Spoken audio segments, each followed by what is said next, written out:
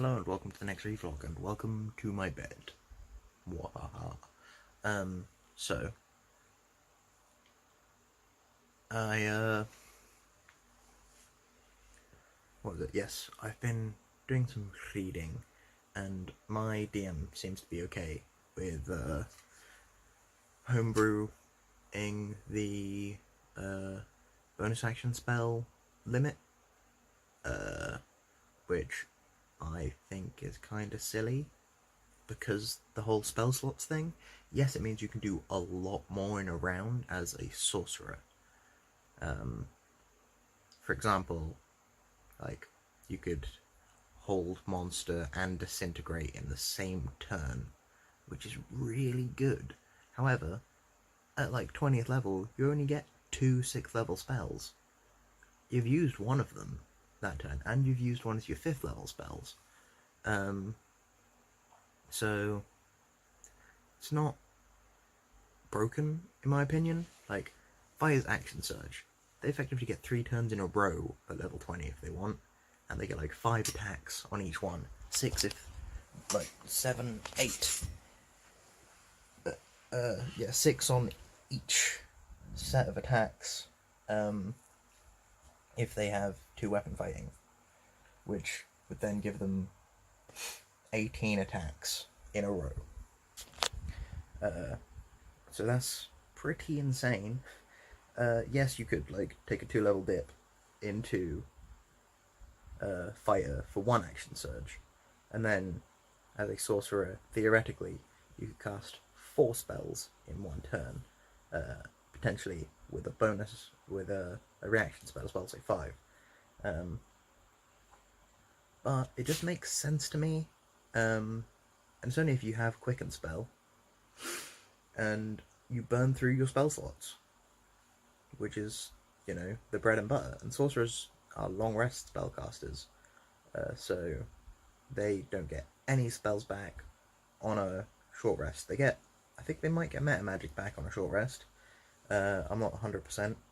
They're sorcerer points, but yeah, but you burn through your sorcerer points, and you burn through your spell slots. So it seems fair to me.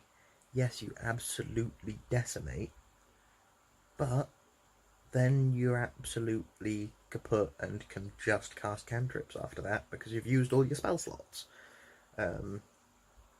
So yeah, I find the bonus action spell rule bullshit a little bit myself. People have questioned my balancing because I make homebrew stuff quite frequently, and well, it seems balanced to me.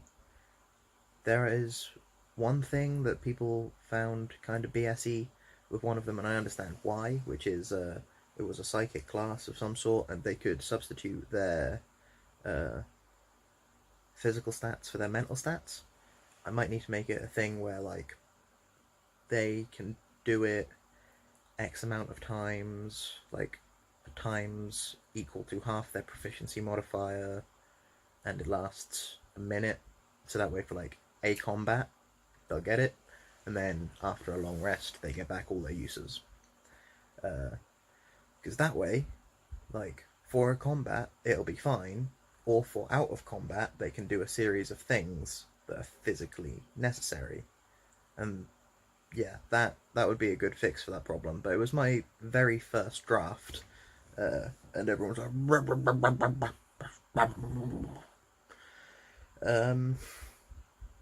other than that, it's going pretty well, I think. I've made a lot of subclasses in my noggin. Most of them seem pretty balanced to me, but no one playtests them, so it's hard to tell. And I'm never allowed to playtest them because there's the one, but there's a couple I probably would be allowed to playtest, but I haven't asked because there's only been one campaign that's starting since then, so I can playtest them as NPCs and whatnot when I DM, but I don't DM very often at the moment. And also, playtesting NPCs is very different from playtesting PCs.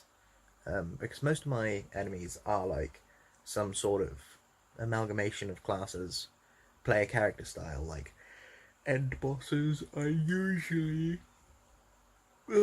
legendary versions of player characters, which puts them slightly above epic versions. So, in theory, in a 1v1, the player character would always lose. That's why they need the party. However, I can be outsmarted, and then the player characters can win 1v1 if they so choose. You can do loads of stuff like that. Like, I kill in one of my games I'm a player, I got some poison, and I had lots of little vials of it. And I was like, DM, can I pour all of these? And it's like a contact poison. Can I pour all of these into one big bottle? They were like, sure. Why? And I was like, so I can use them all at once. He was like, oh, sure, but good luck hitting with it. And I am proficient with improvised weapons, so there was two big enemies, a spellcaster and another spellcaster. So I was very worried. One of the spellcasters was like made out of rock, so I was like, it probably won't affect them. So I launched it at the physical one, and they just died because each poison was like 4d6s or something, and I had like 12 of them. So I was like 48d6 or something. Yeah, they died. So yeah, it just depends on resource use and whatnot. And the resources, yes, there's the action economy, but I think there's a little bit too much emphasis put on preserving that. I don't know whether that's a holdover from previous editions or something, but like, there's the whole thing, Warforged don't need to sleep at certain levels in certain classes and such. You don't need to sleep. And people are like, oh, the action economy, yeah. And I'm just like, well, long rests, you still need to rest for a long rest to work. So even though elves' long rests are just 4 hours, like, why is it a problem that Warforged don't have to sleep? Yeah, that means that, like, if you've not really done anything, if it's just a travel day, then yes, they can stay up and watch all night. But other people would just take turns taking watch anyway, otherwise, really. So, there's that. Then there's the whole deal with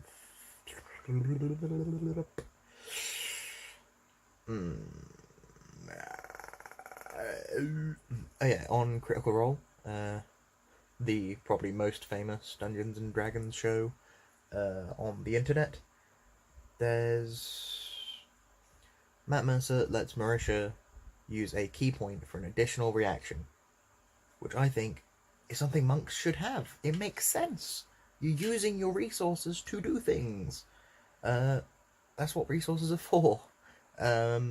Whereas, like, yes, I get the monk key points. They have a lot of things to spend those resources on. They've got Step of the Wind, Patient Defense, Flurry of Blows, Stunning Strike. They can throw things back if they catch stuff with their one reaction. However, cool monk things, like, if you have like 6 or 7 archers, like, pew pew pew pew pew pew pew pew at you, then if you're like a level 10 monk, I think you should be able to use all of your key points to like deflect so many of them and like throw one back, maybe 2 back, because it's a key point per extra reaction and a key point per one you want to throw back.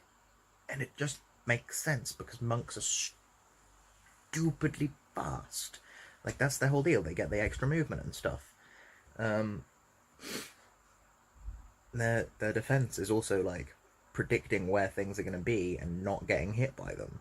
That's what their unarmored defense is. Wisdom, which is perception, investigation, insight. So seeing like, oh, this person's going to attack me, then they're going to attack in this way, which means they're aiming for here, which means if I move in this way, I won't get hit.